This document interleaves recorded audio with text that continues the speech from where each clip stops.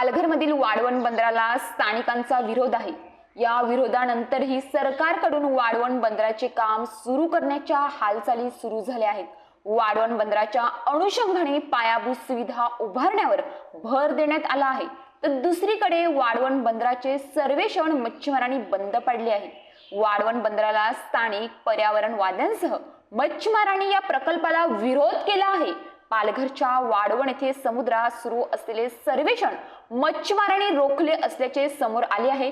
वाढवण बंदर संदर्भात हे सर्वेक्षण सुरू असल्याची प्राथमिक माहिती मिळाली आहे, मात्र सर्वेक्षण करताना कंपनीने कोणत्याही प्रकारची परवानगी घेतली नसल्याचे समोर आले आहे। त्यामुळे मच्छीमार आणखीनच आक्रमक झाले। समुद्रात सर्वेक्षण सुरू असल्याची माहिती मिळताच मच्छीमार सर्वेक्षण ठिकाणी धडकले। परवानगी असल्याशिवाय कोणतेही सर्वेक्षण करू दिलं जाणार नसल्याचा इशारा मच्छीमारांनी दिला।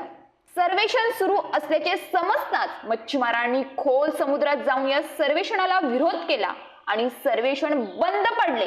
तर coastal marine construction and engineer limited या सर्वेक्षण करणाऱ्या कंपनीला पालघर पोलिसांनी कारणे दाखवा नोटीस बजावली। वाढवण बंदराची जागा ही समुद्रातील खडकाच्या रचनेमुळे परिसरात मत्स्यबीज उत्पादनासाठी अनुकूल मानला जातो, मात्र बंदर उभा राहिला तर मासेमारीत अडचणी येतील। मुंबई ते दक्षिण गुजरात असा हा पट्टा मत्स्यबीज उत्पादनासाठी सुवर्ण पट्टा म्हणून ओळखला जातो। हा पट्टा वाढवण बंदरामुळे नष्ट होण्याची भीती व्यक्त केली जात आहे। वाढवण बंदरामुळे समुद्रातील पाण्याची पातळी वाढेल, गावांमध्ये पाणी शिरण्याची भीती आहे।